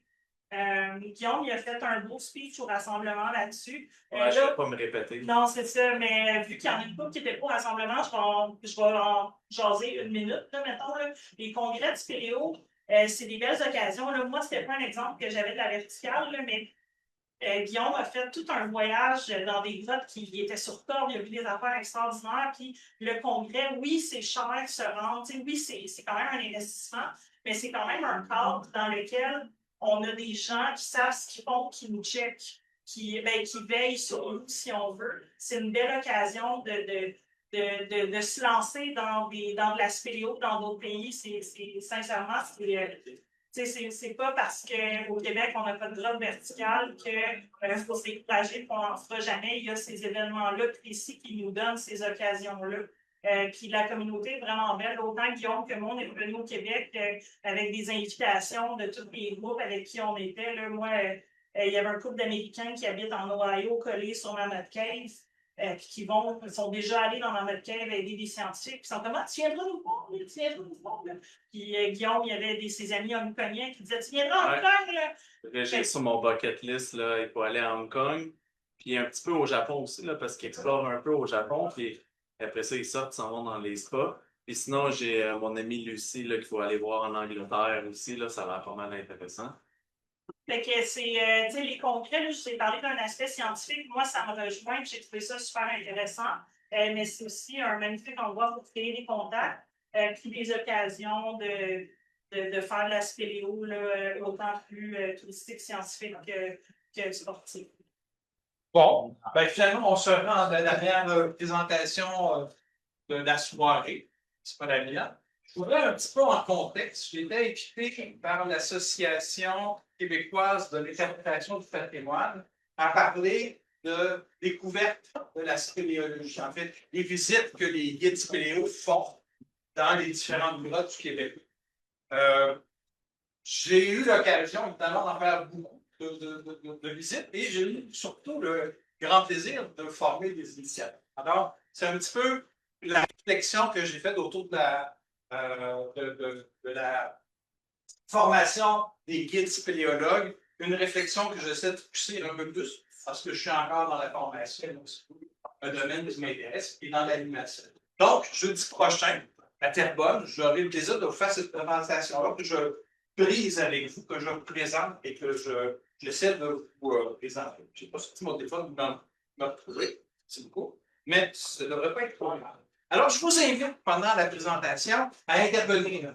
Je vais vous poser des questions. Si vous allez répondre, soyez comme, allez-y spontanément à une question que je vais vous poser. C'est un petit peu le but de l'opération, parce que je veux faire parler les gens, je veux vous faire parler de vos impressions lorsqu'on fait de la spéléologie. Marche-tu? Ça marche pas. C'est l'autre flèche. Pointe là, par ici. Ça n'a pas l'air de fonctionner. C'est les flèches. Ah, je flèche. OK. Alors, bref, je me présente, vu que vous me connaissez presque tous. Je connais des gens, je vois des gens que je ne connais pas encore. Je vais me présenter, comme je le fais à cette personne-là. Donc, j'ai fait un bac en géographie il y a très longtemps. C'est peut-être mon départ, mais je me suis intéressé à spéléo il y a encore plus longtemps que ça. Alors, voilà. J'ai été surtout guide interprète, ce qui m'a amené à réfléchir à la façon dont on guidait, on amenait des jeunes ou des gens, des adultes, visiter une caverne. Je me suis intéressé parce que j'étais guide dans mes années d'études au Parc Canada, au Fort Saint-Maurice. Puis, il y avait une réflexion sous-jacente à la pratique de l'interprétation. Alors, l'interprétation, pour ceux qui ne savent pas, ben, c'est une lecture d'un paysage. On essaie de faire comprendre, d'expliquer ou de faire comprendre, de traduire ce qu'on voit aux gens qu'on amène avec nous. Voilà. Donc, j'ai été initiateur formel comme initiateur en spéléologie en 1982. Ça fait ça aussi assez longtemps.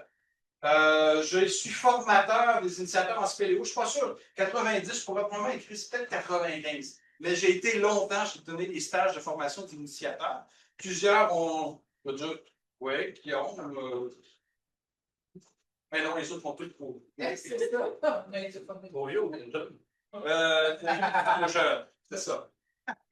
J'ai fait quelques expéditions spéléo. Je ne suis pas un spéléo je ne suis pas un sportif là, qui fait ses 600 mètres de profondeur. J'en ai fait quelques-uns, je me suis intéressé, mais ce n'est pas là-dessus que je vais me démarquer. C'est plus faire mon plaisir de faire découvrir la spéléo. J'étais directeur de l'Institut, donc j'ai fait la job de Guillaume pendant quelques années. Et puis, depuis quelques années, 2 ans, je suis formateur accompagnateur pour 35 ans. Dans un autre domaine de réflexion, mais vous allez voir qu'il y a un lien, le lien que je veux faire. Donc, le cadre. Vous avez peut-être déjà eu l'occasion de réfléchir à qu'est-ce qu'on fait dans le vie. Alors, il y a quelqu'un qui l'a fait. C'est un guide américain dans les parcs nationaux. Alors, il y a mis 6 principes qu'on doit faire lorsqu'on fait de l'interprétation, lorsqu'on est dans un lieu, dans un site, ou on est dans un site naturel ou un site historique. Il y a 6 façons de travailler, mais là, je vous en extrais quelques-uns. Donc, toute interprétation d'un paysage, lorsqu'on est dans une caverne avec des gens, d'une exposition, d'un récit, qui n'en appelle pas d'une façon ou d'une autre un trait de la personnalité ou à l'expérience du visiteur est stérile. Si vous n'attachez pas ce qu'on fait avec l'expérience des gens avec qui vous êtes, ça ne marche pas. Alors, c'est ce qui fait la différence souvent de visite où on trouve ça plate, une visite où on trouve ça intéressant. Alors, c'est vraiment ça. Ça, je vais vous parler quand je vais vous poser des questions. Un autre principe, l'interprétation doit tâcher à présenter un tout, plutôt qu'une partie, et s'adresser à l'humain. Là, c'est un entre Goethe, 160, à l'humain tout entier plutôt qu'à l'une de ses caractéristiques. Donc, l'humain tout entier, de quoi on parle? On parle de beaucoup de choses. Moi, j'amène la réflexion sur le fait qu'on parle principalement de sensations, d'émotions, pour arriver à la compréhension éventuelle. Il y a une autre citation que j'aime bien ajouter dans le cadre, c'est Paulo Freire, qui est aussi un Brésilien. Vous voyez le lien? Paulo Freire, qui est un pédagogue brésilien, qui a une approche, vous allez voir, beaucoup plus d'éducation populaire. Alors, on ne peut pas respecter les apprenants, donc les gens qu'on amène, dans l'optimité en tant qu'être se formant et dans leur identité en construction, si on ne prend pas en considération conditions matérielles. Maintenant, on parle de l'éducation populaire dans laquelle il vit. Si on ne reconnaît pas l'importance des connaissances faites par l'expérience avec lesquelles ils arrivent à l'école, comme ça sur notre terrain, le respect de la dignité des apprenants ne nous permet pas de sous-estimer et de se bloquer du savoir dont ils sont porteurs dans les bancs à l'école. Donc, on part encore là des gens qu'on veut amener visiter une galerie. On part de ces gens-là, de leur expérience, de leur vécu, pour pouvoir construire notre visite, notre interprétation du terrain. Donc, avant, quand on amène des gens spéciaux, pour ceux qui l'ont déjà fait, qu'est-ce qu'on peut dire? Qu'est-ce qu'on ressent? Quelles appréhensions on a? Alors, je vais vous...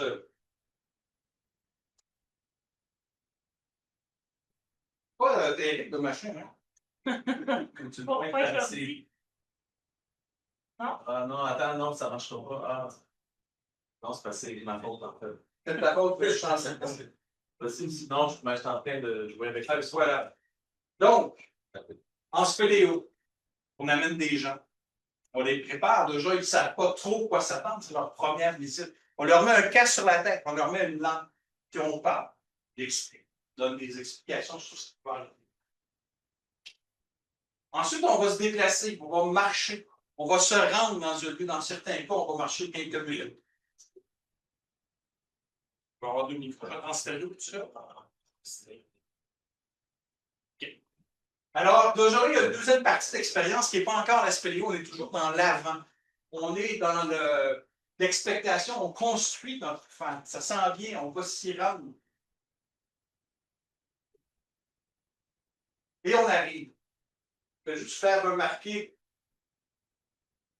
l'expression des jeunes qui vont aller sous la... Qu'est-ce que vous pouvez avoir? Ils sont pas très joyeux. Ils ne sont pas joyeux. On voit de l'inquiétude. On voit on ne sait pas ce qui va nous arriver. On a mis un casque. On descend. On voit déjà que notre guide est mieux équipé que nous. On voit qu'il y a une combinaison, une lampe compliquée. Bon, heureusement, maintenant, ils sont électriques, là, moins différents. Mais on voit quelqu'un qui est équipé différemment de nous et qui va nous amener quelque part. Alors, il y a de la peur, de l'appréhension, de l'émotion qui va se passer. Qu'est-ce qui va nous amener? On finit par rentrer dans la cavité. On finit par rentrer sous terre. D'une façon ou d'une autre, soit une entrée naturelle, ou encore une entrée absolument pas naturelle, comme l'aqueduc de Saint-Léonard. C'est une vieille photo quand même. Alors, il y a vraiment toute une construction qu'on se fait. On va bientôt rentrer dans une cavité qu'on ne connaît pas, dans un monde qu'on ignore. Quelle sensation on va vivre pendant? Alors, je vous demande, qu'est-ce qu'on voit la première chose dans une caverne? Le noir. Le noir. La noirceur. La fraîcheur. La fraîcheur. Oui, vous avez raison, il fait noir dans une caverne. C'est vraiment un endroit sombre. Ici, on n'est pas habitué. Nos lumières, les premières lumières qu'on avait n'étaient pas très puissantes. On ne voyait rien. Parfois, on se retournait et on voyait l'entrée. Donc, déjà là, c'est la vue qui est touchée. Je parlais de fraîcheur. Oui, il fait froid dans les cavernes. Qu'est-ce qu'il y a comme sensation? L'humidité. L'humidité, encore là, une sensation. On sent des choses. Puis, ben, tranquillement, nos yeux s'habituent à la galerie. Nos yeux s'habituent au milieu. On finit par rentrer dans ce monde-là, ce monde souterrain. Et on découvre. On découvre un espace. Un espace qui est noir, qui est sombre, qui est humide, qui est froid. Alors, déjà là, on a un paquet de sensations. Puis, on avance. Éventuellement, on va découvrir. Découvrir un lieu qui est assez étrange, qui n'est pas naturel, qui est naturel, mais qui n'est pas dans notre nature. On est tout simplement surpris par cet espace-là. Et il faut en tenir compte, parce qu'on a une émotion, on a une peur. Parce que quelle peur on peut avoir? Qui a fait de la spéléo? Tout le monde. Quelle peur ou quel sentiment vous avez avant? Je ne parlerai pas d'un corps. Il est né dans une Claustrophobie, je peux. Hein? Claustrophobie, je peux. Claustrophobie, il n'y en a pas tant que ça. Ça, c'est ça qui est fascinant. On nous dit toujours, les gens, il va y avoir des gens claustrophobes, mais on n'en a pas beaucoup. J'en ai pas vu beaucoup dans les milliers de personnes que j'ai amenées sur Terre. Les araignées. Il y a des araignées. Oui, as-tu peur des araignées? Non, mais. Non, Il y a mais des gens. je connais des gens qui ont peur des araignées. Oui. Il y a des espaces aussi qui sont de différentes tailles, qui sont de différentes grandeurs, qui sont plus serrés et parfois même très serrés. Oui, le froid, il fait froid dans les cavernes. C'est un trait caractéristique d'une fraîcheur, même estivale. Il y a des espaces qui sont plus ou moins restreints, plus ou moins tight. Comme ça. Donc, on découvre avec le corps, on découvre avec les sens, on découvre avec le froid, notre ventre dans l'eau froide, notre vision qui est un casque qui tombe sur les yeux. On vit une expérience qui est assez globale. Et c'est pas mal ça qui fait l'intérêt de la spéléologie par rapport à d'autres visites, parce qu'on amène le visiteur à expérimenter autrement que parce qu'on lui raconte. Parce qu'on va lui raconter des choses, on va lui parler d'eau, on va lui parler de dissolution des calcaires. Mais ce qui lui arrive à ce visiteur-là, à cette visiteuse-là, c'est de ramper dans des endroits exigus, c'est de se déplacer dans des mondes inconnus, c'est de voir et de ne pas voir des choses. C'est une appréhension, une découverte. Une découverte que j'ose espérer transformative. C'est-à-dire qu'elle va amener la personne, le visiteur, à être transformé. Qui se rappelle de avant avoir fait de la spéléo et après avoir fait de la spéléo? Claude, avant de faire de la spéléo, tu te rappelles-tu la première fois que tu es allé sur Terre? Oui, j'ai fait le trou de la fée de Desbiens quand j'avais 9 ans. Tu t'en rappelles bien? Oui. Oui. C'est une expérience que tu n'as pas oubliée. Non. Non. Est-ce que les gens que je ne connais pas, de loin, est-ce que vous vous rappelez de votre première expérience de spéléo? Oui. Oui. Qu'est-ce qui vous a marqué? Le calme. Le calme pendant la visite dans la grotte. Puis vous en êtes souvenu, parce que ça fait longtemps? Quand j'avais 15 ans, peut-être. 15 ans? OK. Ouais, c'est quand même une expérience qui a marqué assez pour que tu sois ici ce soir. Oui. OK. Puis Daniel, Il doit s'en rappeler, mais. la première fois. Rappeler. Ça aussi, c'est pas pire comme expérience. Rappeler. Qu'est-ce qui l'a surpris? Pourquoi tu as continué à faire des spéléos d'ailleurs? Oui. Ouais. On l'a découvert. La découverte. En fait, tu parlais de quelque chose que tu connaissais pas, puis tu as connu quelque chose. Tu as fait une découverte.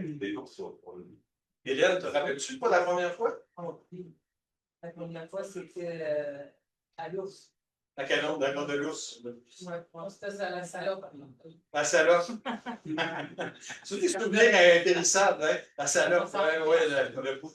L'ours, on pense tout au petit, le passage entre les deux sections. Ouais, c'est ça. Hein? Mais il y a des endroits qui nous marquent plus quand même que la première fois aussi. Ah oui. Parce que plus t'en fais, plus tu vas plus loin, plus tu apprends des fois dans les cours, puis tu développes des techniques que tu n'avais pas. Mais moi, ce qui me frappe toujours, c'est le silence. Un peu quelqu'un parlait du calme. Ouais. Le silence, quand tout s'arrête, moi, ça me prend. Puis ce qui me fascine beaucoup aussi, encore plus, plus ou pas, c'est l'eau. Quand j'entends l'eau, ça là, c'est tellement, c'est une musique qui vient me chercher là, énormément. Je te dirais que c'est ça, là, les émotions les plus intenses. Ça doit le faire. Une fois l'autre, c'est quand même pour vous. T'as encore peur? Ça dépend de ce qu'on fait. Toi, tu parles des fois, Daniel? Moi, je prends un plus dans le spéculo. Tu parles des fois en spéculo? Oui, jusqu'à là. En vieillissant aussi, je suis d'accord avec toi. Oui, j'ai peur en spéléo. J'ai plus peur maintenant que j'avais peur dans les passages étroits. Les toitures. Quand même, intéressant. Ça vient avec l'âge. Mais en plus, toi, tu as l'avantage, tu n'as pas épaissi. Non, je suis pas pris de trop de vide. Non, c'est ça. C'est ça. Voilà. C'est l'avantage. Toi, Jasmin, la première fois que tu as fait de la spéléo? Moi, vraiment, la première fois, c'était à Saint-Léonard. Ah, C'est une bulle que mon père m'a dit: ah, là, Jasmin, il y a une caverne là, puis là, ça m'a comme juste intéressé. Puis je suis allé là avec un guide, avec mon père. Puis là, ça a vraiment réveillé quelque chose en dedans de moi que j'ai adoré. Le froid, la découverte, ça m'a vraiment allumé quelque chose en dedans. Puis là, suite à ça, je pense que même pas un mois après, j'allais visiter Saint-Casimir. Et là, j'étais parti. Là, ça venait de partir en peur. Tu étais un adulte quand tu allais à Saint-Léonard. Oui. Donc, c'est le fun, quoi. Oh, oui, exactement. Oui. Et les petits enfants aussi l'année passée. Qu'est-ce qui t'a accroché dans cette visite-là? Ben, c'est ça, je pense qu'il y a vraiment quelque chose qui a allumé de vouloir découvrir, puis d'aller voir, on a des cavernes au Québec, qu'est-ce que c'est ça? Puis là, comme je te dis, j'étais vraiment parti. L'excitation, la découverte. Tout de suite, ça n'a pas été long. J'étais à Saint-Casimir, puis je pense pas super longtemps, ou peut-être l'année d'après, j'étais déjà à Bois-Châtel. Il y a quasiment tout les découvrir. L'aspect aussi, c'est de faire quelque chose que personne d'autre fait. Un sentiment d'unicité. À l'époque, là, un peu plus connu, là, mais à l'époque. C'est la faute d'être ça. C'est plus connu. Un autre point aussi, j'ai vite aimé côté verticalité. Ah oui. Aussi, ça m'a allumé bien gros. Bien gros. Ça a vraiment allumé quelque chose là, de vouloir l'apprendre plus. Puis j'ai beaucoup lu de lectures. Je voulais vraiment en apprendre beaucoup de livres. Puis, avec tout ça, ben, ça en est suivi que j'ai formé Jasmine. À tout ce que j'apprenais, Jasmine l'a tout appris. Là. Fait que, ça se transmet. Là. Merci. Guillaume, tu te rappelles-tu, toi, la première fois? Pas sûr? La première fois, je ne peux pas le garantir, mais le premier souvenir réel qui m'appartient, c'est pas juste des photos, c'est à Spoirie. Mais il y a le grillage, puis après ça, ça va plus loin.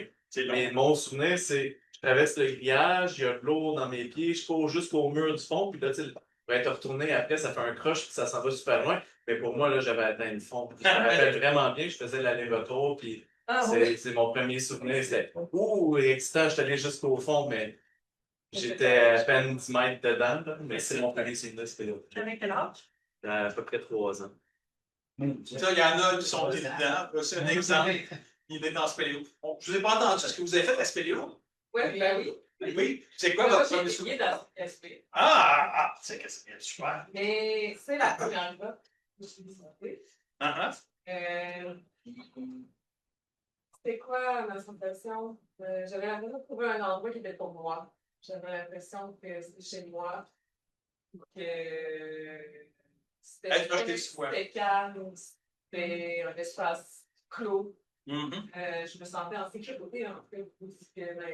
Intéressant. Ouais. Ça, je vais en retenir. Elle se sentait en sécurité, un peu comme un chat dans une boîte. Ouais. OK, intéressant.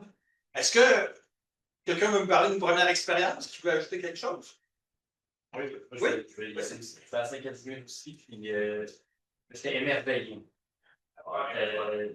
Tu sais, de voir l'eau ruisseler, puis refléter aussi avec la lumière qu'on voit. L'ambiance aussi avec la vapeur d'eau. Oui. L'air épais, la fraîcheur, tout ça. Aussi, les formations aussi intéressantes, de voir des cours, des affaires qu'on n'est pas habitué de voir. Ils le disent, mais il est étudiant en géologie. Ouais. Fait qu'il a vu justement des choses, encore des passages étroits, surtout. Ouais, puis se dire que ça s'est formé naturellement aussi. Oui. Là aussi, à ce moment-là, ça serait. Comme photographe spéléo, moi, je me suis pas intéressé aux gens dans les couvertures. Le thème ou l'accroche m'ont amené à aimer faire de la photo. Ça, c'est une que j'ai toujours beaucoup aimé, c'est dans le concours pendant un rassemblement. Où l'expérience d'Aspéléo est là, dans le visage de cette fille-là, qui a un plaisir fou à être là où elle est, être dans une caverne. Je pense que c'est un petit peu le sentiment qu'on peut partager lorsqu'on fait d'Aspéléo ou lorsqu'on découvre l'Aspéléo. Un plaisir qui est physique, un plaisir puisqu'on rentre dans l'eau, on y fait froid, il fait noir, on est dans un environnement qui est totalement hors du commun. Et c'est ça, l'Aspéléo. C'est premièrement une expérience. Après ça, c'est l'interprétation. On va apprendre que dans une caverne, il y a de la vie au-delà du phénomène géologique. Il y a de la vie. Il y a des fossiles. On ne peut pas décrire ça. Il y a des chauves-souris. On peut voir. Et des araignées. On a parlé des araignées. Bon, j'ai fait un entorse, c'est pas une photo du Québec. Puis j'en ai profité pour mettre Martin, qui n'est pas là, dans une image pour qu'il soit là avec nous. Alors, des araignées, oui. Et j'ai l'impression que les gens qui visitent Saint-Casimir, entre autres, en voyant les méta-ruralistes qui traînent dans cette jolie cavité-là, on les voit à peu près de cette grosseur-là. On les voit comme très grosses, énormes. J'aimais bien la phrase de Pierre Paquin à propos de la peur innée des araignées qu'on a. Puis on les voit de nouveau plus grosses. Puis étrangement, c'est une bête qui est parfois plutôt sympathique. J'avais fait cette bête sans nous embêter. Surtout au Québec, il n'y a pas d'araignée qui mord avec les dangers. Mais on en a très peur. Pour quelque chose qui est globalement et généralement inoffensif, c'est quand même surprenant. On découvre aussi les formes. C'est ça qu'on commence. À l'heure d'expérience, on veut comprendre. On a vu de l'eau, on a compris de l'eau, puis on a compris que le paysage est rempli de signes qui nous permettent de l'interpréter. Le coup de gauche dans la grotte de Saint-Casimir, le coup de gauche qui nous permet de connaître la direction du courant de l'eau qui a creusé la grotte. Ça tombe bien, l'eau dans la grotte de Saint-Casimir coule dans le même sens que les coups de gauche. Surprise! Mais ce qui nous permet, la fois d'après, de comprendre que parfois le coup de gauche nous indique un courant qui ne semble pas évident, comme à la cadence de la flèche. Je n'ai pas c'est-à-dire qu'on a parfois des courants qui étaient dans un sens qu'on ne considérait pas comme a priori naturel. Évidemment, quand on découvre la spéléo, on ne veut pas tout savoir d'un coup. Il y a trop de choses à comprendre, trop de choses à connaître.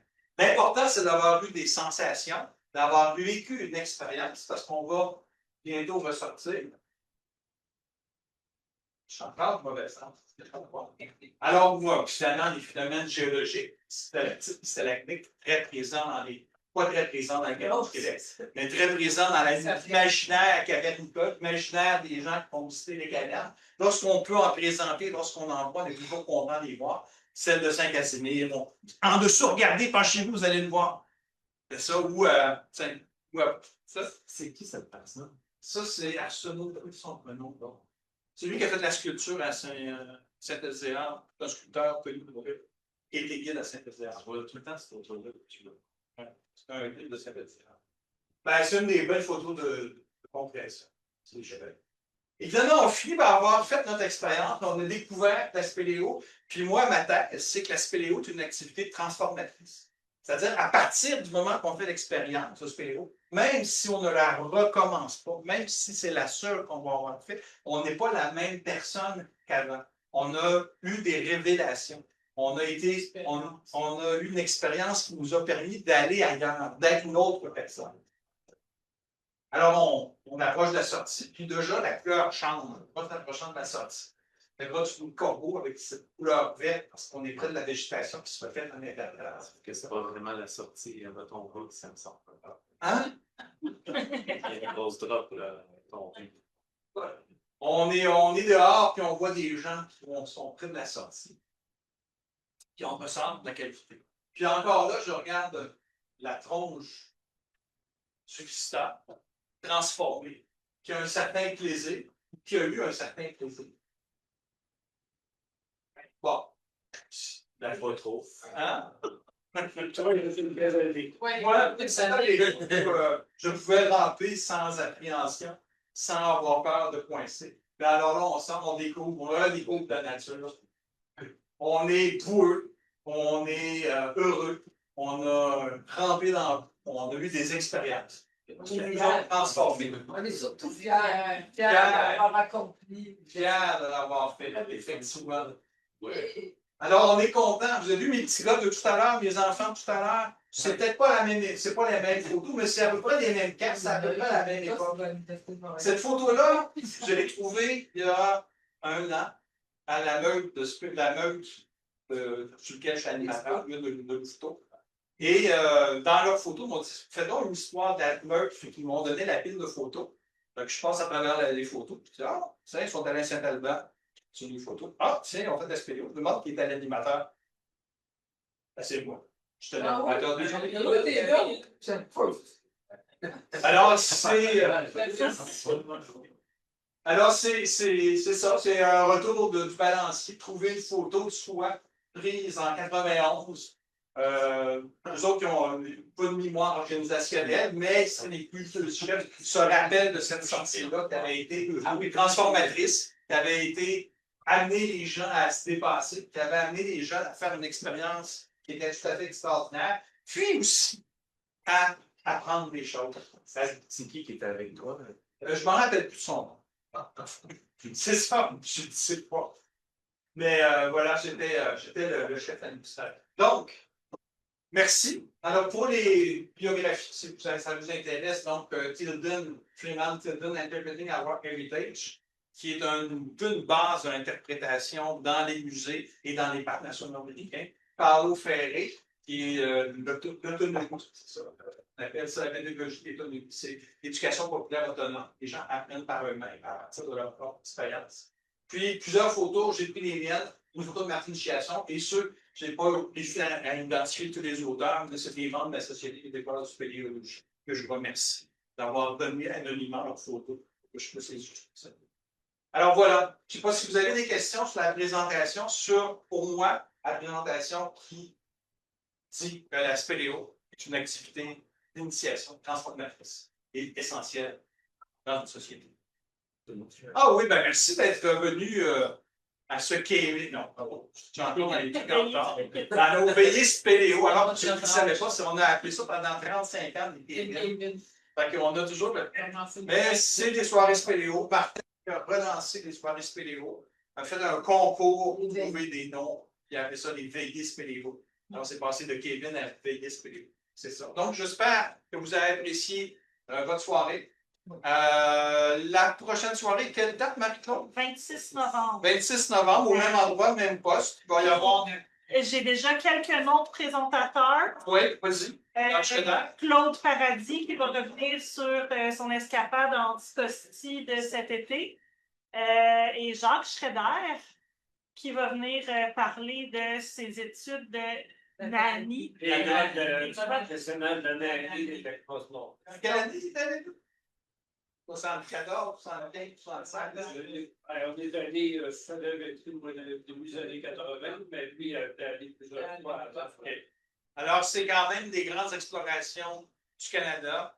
Des grandes explorations, c'est à l'époque où on découvre encore, mais on découvrait des spectaculaires, des paysages spectaculaires. Puis la Nami, c'était aussi un film qui a été réalisé à une certaine époque que personne n'ose. Alors, vous allez voir le point de vue purement spéléologique.